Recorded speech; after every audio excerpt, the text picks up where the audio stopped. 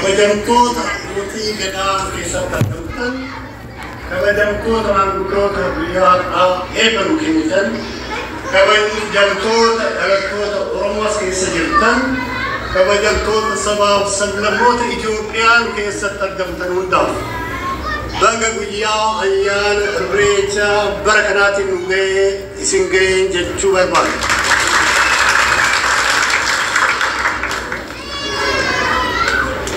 إتشين تاكل بأورميا كالك إني إثيوبيا أمباسادر نينا بأمارينيا سل ريتا تمش نجار بيجتا يفتروا عندنا نجارو تشين بيجيس نجار سلمسما سلنزا نجارو تشوامنا عندنا نجار مالا خالدار يريتا وان لنجارو أتجمعن لني يا زكاة تسر كوني رايون ديجا مكان يا تومي يدنا كذا سورة سورة كريسا يريس كرانا كنا أورمو ملكاوردو لينساي بارال سارو تبصر أورميا لينساي بارال يان لينسا وهاوس نفرو سيرنس سلامن نومي رجل أورمو وانزمي ورقو سلام لما وجهه أورمو فكر لما وجهه وانزمي ورقو لينوشي أندان ميسمو نغنوشالو أورمو بفتصم ريتاسيات يأورمو نزم خلاقنات يأورمو نزم كمينوش بهير بينسووش غران بدات فتحو منورن يمياوش مدكتنو مين ريتاو أورمو يسلام ملكت نو ريتاو الرجال يرك مكنياتنا الرجال تميلوسو كسو كتطالا اندزاري يجد تاريخ كونو بيدل كيميزو ملكام يوردورو يا artificial وشت ማለት ባለፈው አይታችሁ ከሆነ ኮማንደር ደራርቱና ማኑ ያ እነሱ ሲታረቁ ለሬቻ ነው የታረቁ ሬቻ ማለት እሱ الرئيس عمله تيجي كتانو، مانوش كلا هذا السودان تكرمو، الرئيس كان يكرتاي بابالا ويجي تفعل لقوس، الرئيس يمن كام منيوت مغلطانو، الرئيس يسكت منيوت ما وجانو، الرئيس يورمون فتارو يميا مسكنبت تلك بالو، الرئيس يورموز مدرنا سماين لفترو فتاريو واقع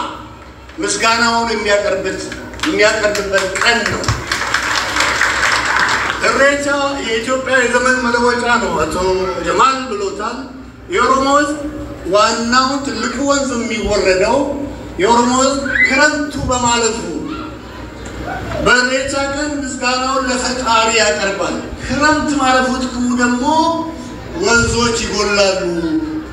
የተራራቀ የተቀራረበ ዘመን ተፈራርቆ ይገናኛል ማለት ነው ሬቻ ማለት ሌላ ምንም ምክንያት የለም ምንም ትርጉም ሊሰጠው አይገባም ሬቻ ዋናው ዋቃን ለማመስገን ነው ፈጣሪውን ለማመስገን ነው የክረምት የነበረውን ጭቃ አልፈን ወደ ብራ መዝረቃችንን ለማሳየት ነው በክረምት ወራት ተራርቆ ሳይገናኙ የቆዩ ዘመድ አዝማዶች መስከረም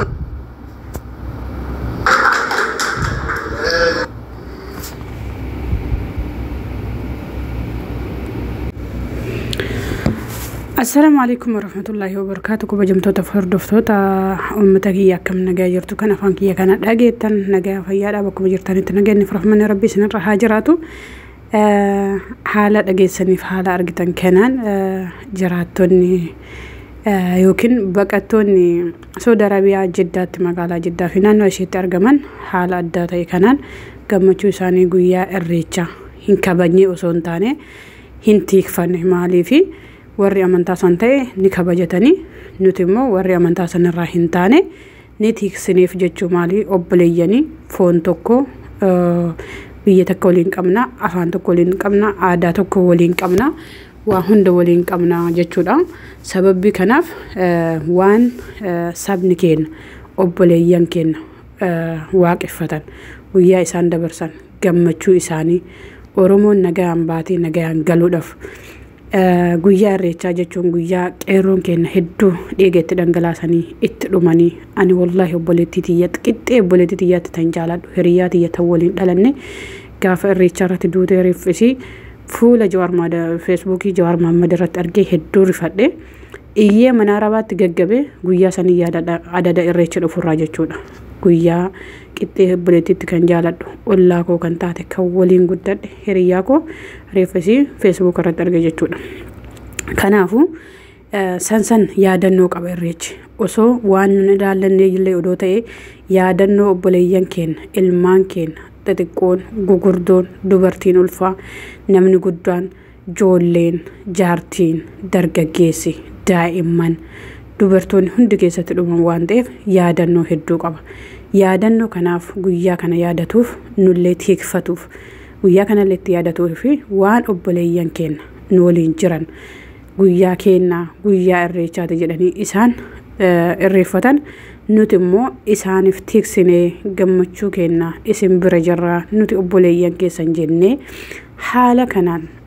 jiraattonni Saudi Arabiyaa magaalaa Jiddaa fi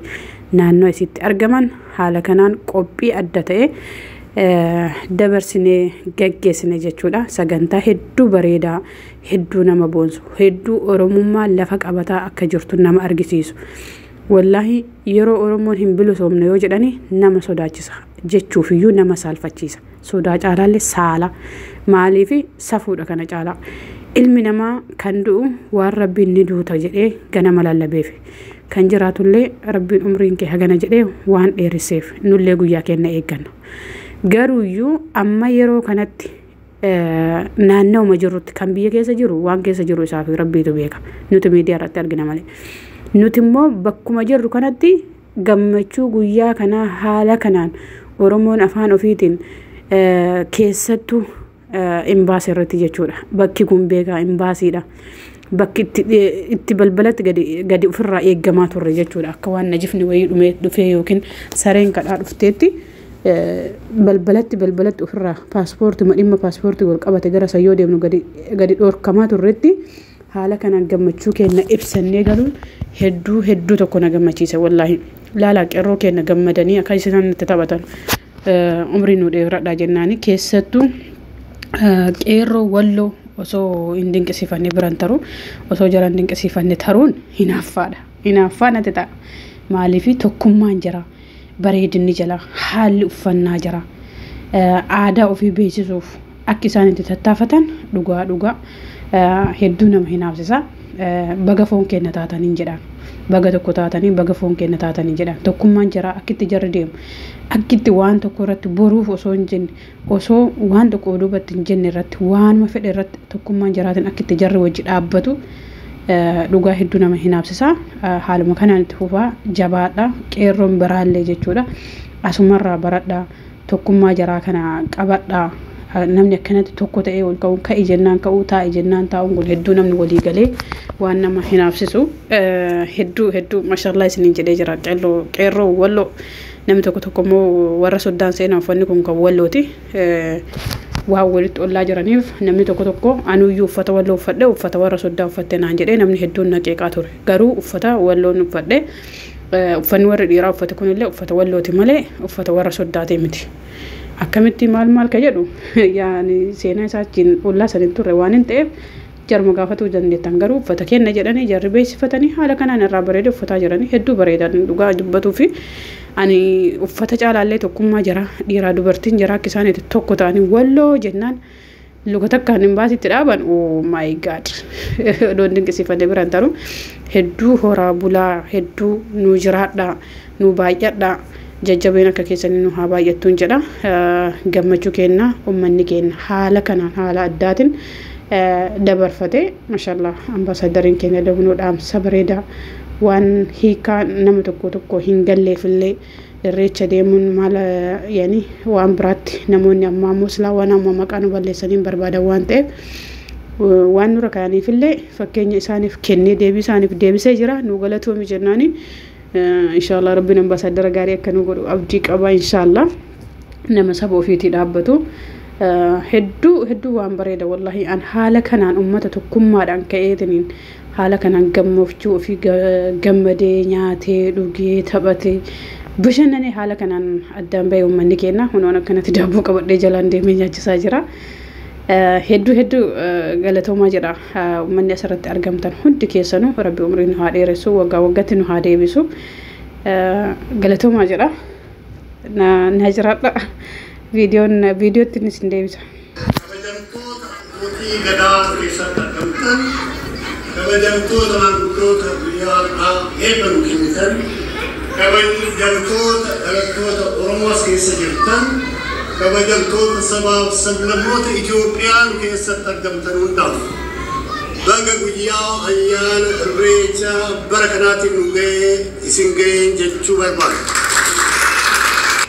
Barangarachi ላይ uummanni shubbisaa jira wanni shubbisa irraa dhaabeef muuziqaa inni sagalee irraa balleessee fi sagalee biraa itti galchaa jiru seera dhaabbata yuutuubitti dhoorgaadha waan ta'eef namoonni yuutuubii hin fayyadamne yoo laaltan namni sirbaa isin irraa haasofte akka hin jenneef wanni inni irraa haasa'uuf yookiin sagalee biraa haasawaa isin dhageessisuuf muuziqaa gadi dhiisuun dhoorgaadha waan ta'eef saniifin. እቺን ታክል በኦሮምኛ ካልኩ እኔ ኢትዮጵያ አምባሳደር ነኝና በአማርኛ ስለ ኢሬቻ ትንሽ ነገር ብዥታ የፈጠሩ አንዳንድ ነገሮችን ዝም ብዬ ስነገር ስለምሰማ ስለነዛ ነገሮች በአማርኛ አንዳንድ ነገር ለማለት ፈልጋለሁ። የኢሬቻ በዓል uummanni keenya naannoo Saudi Arabiyaatti argamu tokkummaan isaanii hedduu addaan fagaatee turte erga yeroo Kamaal Galchuu biyya kana dhufeerra uummanni Oromoo seera wal arguu sirna wal arguu dhiisee ture addaan hedduu fagaatee ture rabbi galata amma walitti deebi'ee haala kanaan wal argaa jira hedduu tokkoon itti gammade wallahi maashaallah rabbiin akkanumatti waliin nu haa tursiisu wanni akka gadi bayanii biyya ambaa keessatti saba ofii haala kanaan aadaa ofii ibsatu arguun nama gammachiisu hin jiru angaafa mana dalagaatii gadi ba'ee Oromooti akkanatti gammadu gaafan argu waan Itoophiyaa galee natti fakkaata waan biyya kiyya jiru natti fakkaata hedduun gammada sammuun kiyya sammuun saniif firii ta'ee dalagaa kan dalagin jedhamellee waan dalagu natti fakkaata la gammachuu kiyyarra maashaallah waan saba kiyya jaaladhuuf jechuudha. Kifili jahature jaarraa abbaa gadaa kifili ibidda nama keessa kaa'e jechuudha riilee dhugatti. Jaarraan yogguu dura waliin nu qabe yogguun an kifilii jaha ture jaarraa abbaa gadaa kifilii 12 ture namummaan itti dhagahamtu oromummaan itti dhagahamtu miidhaan oromoo irra gahu itti dhagahamtu nama maaliif nama gattaanee jiraanne jiru achirraa ka'eeti ijoollee oromoo iskoola mana barnoota adda addaa keessa jirtu cufaahu kontaakti godhee waliin nu qabee the first Oromo student movement kadaabe isa jaarra kareelee dhugatti edaanutis waan bareeda qabna sirbi keenyaas ni tola nama fuula durattis baanee waan itti qaanfatanii qabnu akkuma uummanni Adaree uummanni Amaaraa uummanni Tigree uummanni Eertiraa uummanni Sumaalee cuftuun waan isaa kabajee wanta juutti nutis godhuu nurra jira.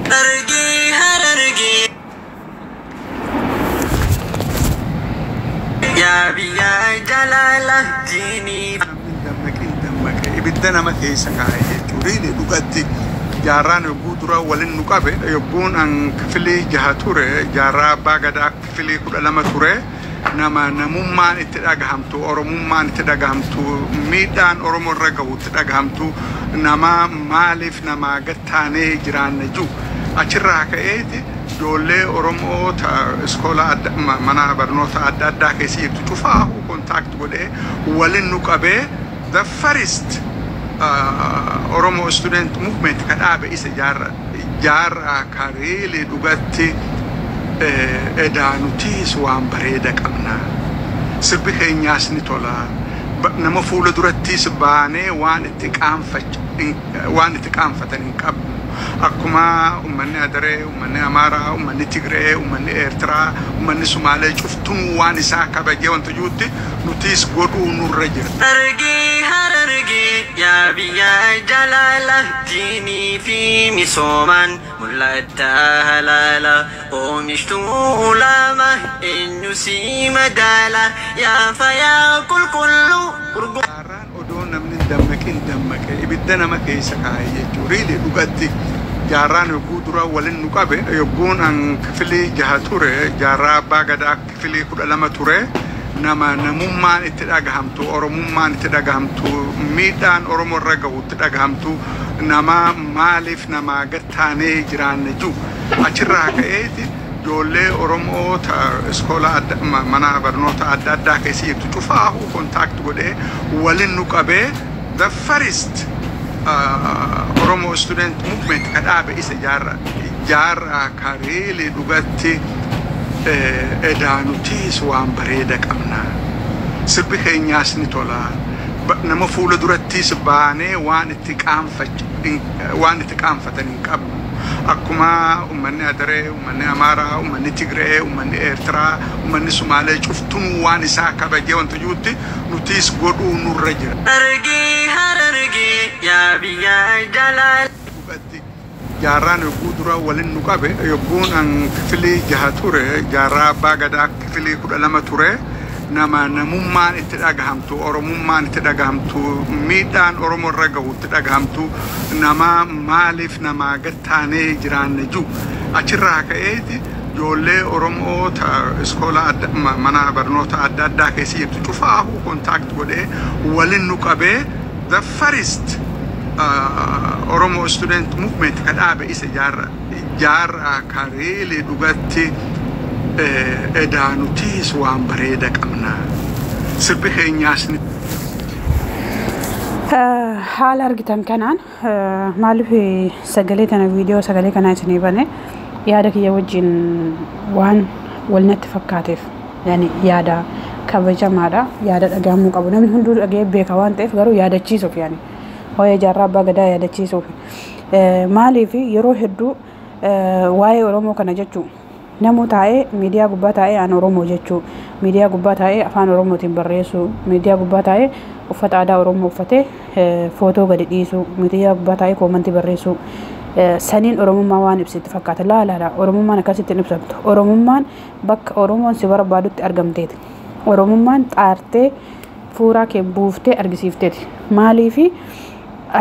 yoo ati aadaa kee akkatti baatee hin argisiifatin yoo ati bakka kanatti hin argamin yoo ati abbaa hin ta'in yoo ati keessummaa kee hin qeebalin yoo ati bakka kanatti bakki kun naan mala hin jedhin yoo ati irraa dheessite kan biraatti dhufee abbaa itti ta'a yoo ati bakki kun naan hin malu ati bakkuma miidiyaa sanii akka saree maraattee jechuu bakkuma sanii hibibsaa oolte qubee afaan Oromoo barreessuu bichaa waan dandeettuuf achuma barreessaa oolte sun faayidaan qabu habiibii dhageeffadhu ka faayidaa sii qabu saba keetiif guyyaa takkas taatu dadhabii dalagi saba keetiif guyyaa takkas taatu dadhabii bira dhaabbadhu saba keetiif guyyaa takkas taatu tokkummaa kan kee ibsi waan qabdurraa saba kee bira dhaabbadhu gargaare Oromummaan sani malee ati dalagattee kiisa gadi kaa'attee dhidhiqattee miidiyaa gubbaa teettee waan afaan Oromoon dubbatteef miti yeroo hedduu jechuun amma naannawa jiru kanatti namni miidiyaa irratti waa hin barreessine hin jiru yeroo garuu waa barbaanne keessattuu dubartoonni barbaanne koottaa waan kanaaf isin barbaanna bakka kanatti argama koottaa maallaqa nuu kennaa miti uffatuma keessan uffadha argama yoo jedhaniin hin argan a'uuzu billaahi maal goona bakka sanii bara natti hin tolu bakka sana akkas hin ta'u bakka biraa akkamitti isinitti tola miidiyaa gubbaa ba'uun akkamitti isinitti tola طيب يرو سما اسنه تندولين هنا عبد الفتاح نبوليسي كنا حاله كنا الفتاح جدا جرا ما شاء الله حبيبي الله طول عمرك طيب أكمل اسنه تولي بكبرات أرجمتن نمني بكبرات أرجمو بك أورومون اسم بربادوتي أرجمو هنتي هنتولو مال جتشو ويا تكبيان بانا مجرو نمتي هنتولو نمني ويا بقولنا إساقبا يرو إساتي يعني واني تكويو سام نانو كانت يو واني تكوجراته ويا كل شيء ندور نمتي ماما torban sadi dura fa guyyaan qabama yookiin 15 fa dura yookiin guyyaa 10 yoo xiqqaate guyyaa kanatti namni ijaazaa ofii achi siifatu hin danda'a ijaazaan isaa yoo kan ganaa taatellee kadhatee ijaazaa isaa ka dhufuurraa kadhatee fudhatee ijaazaa dhufu dabarsuu ni danda'a garuuyyuu argamuu dhabuurraa jechuudha namuu kabiraatti dhufee bakka kanatti abbaa ta'a yoo ati dhuftee bakka kanatti abbaan ta'e yoo ati bakki kun naan mala hin jedhin waan dhimma Oromootii miti ilmaan Oromoo jechuudha dhimmi Itoophiyaa nuun mala dhimmi Itoophiyaa maaliifi ilmaan keenya obboleeyyan keenya abbaa keenya firroota keenyatu dhiiga itti facaase Itoophiyaa kana gadi dhaabe. Itoophiyaan adda hin dhaabanne saba biraatiin hin dhaabbanne irra guddaa saba Oromootiin dhiiga ilmaan Oromootiin dhaabbatte irra guddaan jechuudha. Dhiiga ilmaan Oromootiin dhaabbatte ammallee dhiiga ilmaan Oromootiin dhaabbataa jirti borus dhiiga ilmaan Oromootiin dhaabbatte maaliif mashallah nu baay'inallee qabna jajjabinallee qabna sodaan qabnu waan itti amannetti irraa hin deebinu jibbaa biyya keenyaa hin qabnu nuti hanga feene bar Oromummaa keenya jabeessinullee Itoophiyaa jibbineen beeynu bar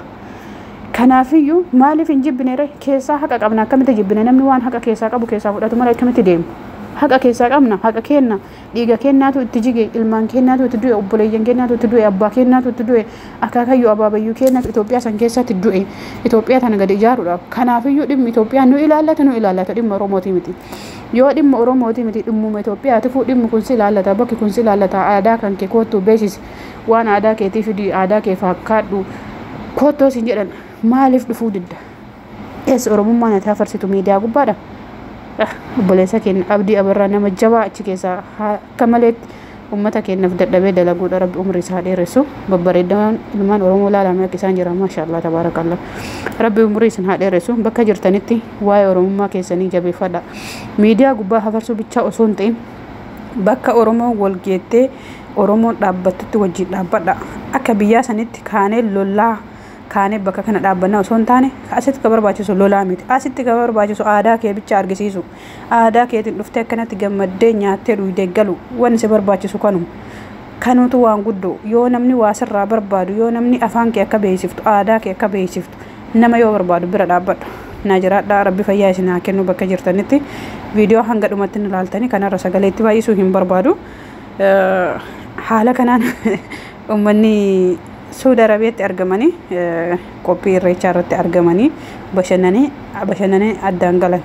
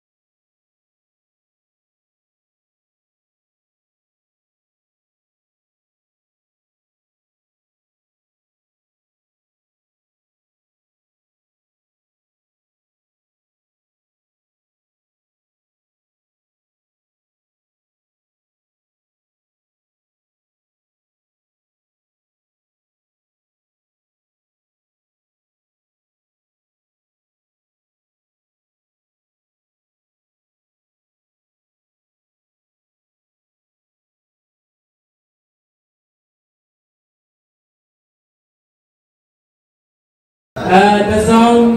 በሁለተኛ ደረጃ በፕላቲኒየም በዳይመንድ በጎልደን ስፖንሰር ደረጃ የሆኑት ብዙ አደረጃጀቶችና ብዙ ግለሰቦች አሉ ከነሱ ውስጥ የጂዛን ኮሚኒቲ አንዴ ለጂዛን ኮሚኒቲ ሞራል ስጣቸው እንደዛውም የመካ ኮሚኒቲ የጅዳ ኮሚኒቲ ፋሚሊ ሬስቶራንት ቤተሰብ ሬስቶራንትም ሁዳ ካፌ ታጁ ሰይድና ፍሬ ወይን ፈለቀ አንድ ለሁሉም አንድ ላይ ሞራል ስጡልኝ እነኚህ ደረጃ አንድ ስፖንሰርሺፕ ናቸው አሁን ለነሱ የምስጋና ሽልማት ልንሰጣቸው ከዚህ ፕሮግራም በኋላ ቀጥታ ወደ አራት ፕሮግራም ነው የምንሸጋገረው የምስጋናውን ወረቀት ወይንም የምስጋናውን ሽልማት የሚሰጥልን የኦሮሚያ ልማት ማህበር ነው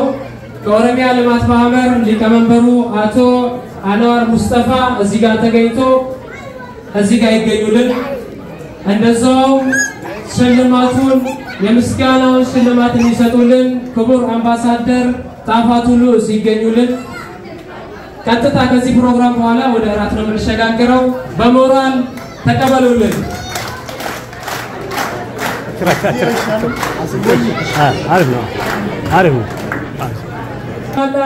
Obbo Jamal Dadi itti gaafatamaa koominitii Jiddaa badhaasa ambaasaadara keenya irraa kan fudhatan kabajaan affeeramtanii jirtu.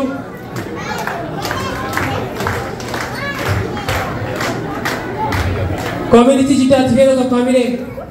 Koominitii Jiddaatti hamilee.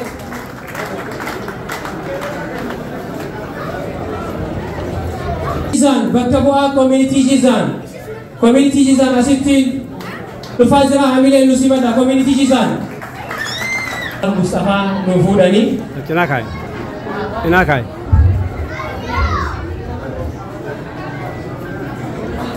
Abbaan Jabal asitti nu dhiyaadhatii koominitii isaaniif nu fudha.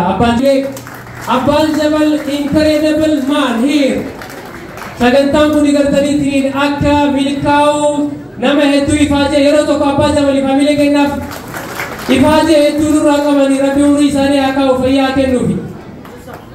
Galatooma walfaadha. Bakka asitti bakka itti gaafatamaa koominitii bakka obbo Abdushakur Abdurrahman ligaambarii koominitii bakkaati. Galatooma walfaadha jennaan koominitii bakkaati. Koominitiin bakka yeroo hedduu sagantaa hedduurraa hidhafanii haa walfaatanii. Mana nyaataa maatii yookiin faamilii reestoraant beetasab reestoraant eenyu jira? Okay, isaaf gartaniit kan dhufeetini fuudha obboleessi keenya Abdul Fattaadha. Mana nyaataa reestoraant yeroo tokko mana nyaataa reestoraant kennaaf ቤተሰብ ሬስቶራንት ፕሮግራም በልዩ ሁኔታ እንዲካሄድ ስፖንሰር ከሆኑ አካላቶች አንዱ ነው። አንዴ ለነሱ ሞራል ስጡልን። ካፌ ሁዳ ካፌ ላይ ሰገንታ ኩኒ አከ ሚልካውፍ ስፖንሰራ ሰደርካ ዙራ ኬሰ ወረ ጅረኒ ኤጋ አከሱመ ኢሳኒ ለፍቴ ከኑፉኑ የሮ ቶኮ አብዲ Abera Abdi gartaniit di kafe huda nu fuudhee jira galatoomii abdii kenna. Itti aansuudhaan akkasuma sagantaan kun akka bareedu nama dhuunfaa keessa jechaadha. Obbo Hassan Said Taaju Said obbo Taaju hedduu hirmaannaa hawaasaa keessatti nama nafne nama gartanii ifaajee hawaasa kana biraa qabu.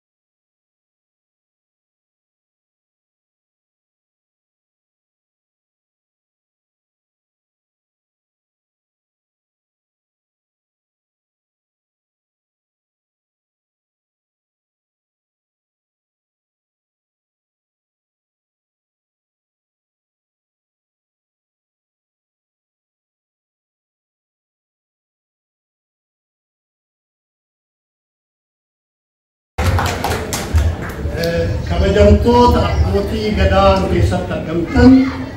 كبجمتوت مانقدوت بيار إبن كمتن كبجمتوت ألكتوت أورموس كيس جبتن كبجمتوت سباب سبلموت إثيوبيان كيس سبت كمتن وداف بقى بيا أيان الرجا بركنات النبي سنجين جتشو بربار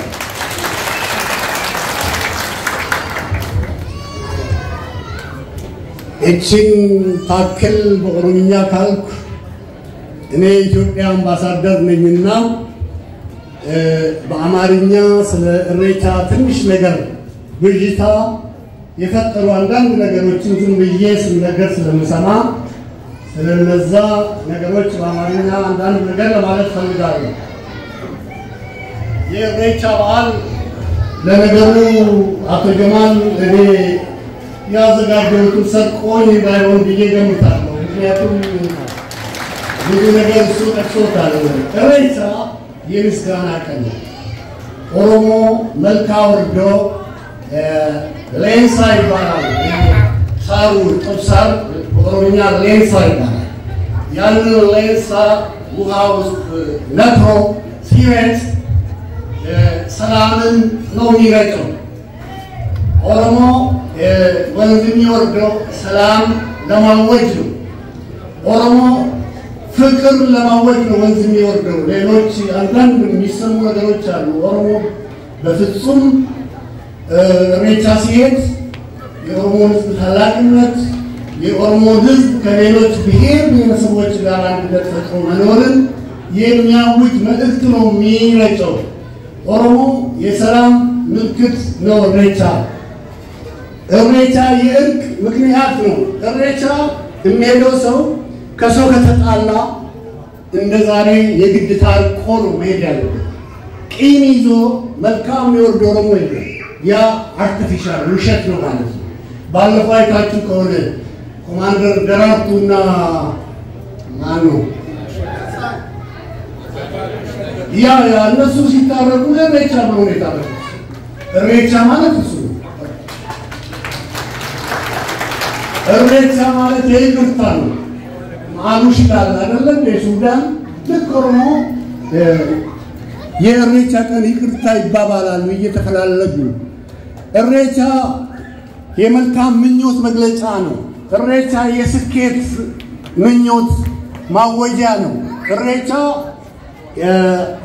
የኦሮሞ ፈጣሪውን የሚያመሰግንበት ትልቅ በዓል ነው እሬቻ የኦሮሞ ምድርና ሰማይን ለፈጠረው ፈጣሪው ዋቃ ምስጋናውን የሚያቀርብበት ቀን ነው እሬቻ የኢትዮጵያ የዘመን መለወጫ ነው አቶ ጀማል ብሎታል የኦሮሞ ዋናው ትልቁ ወንዝ የሚወረደው የኦሮሞ ክረምቱ በማለፉ በእሬቻ ቀን ምስጋናውን ለፈጣሪ ያቀርባል ክረምት ማለፉ ጥቅሙ ደግሞ ወንዞች ይጎላሉ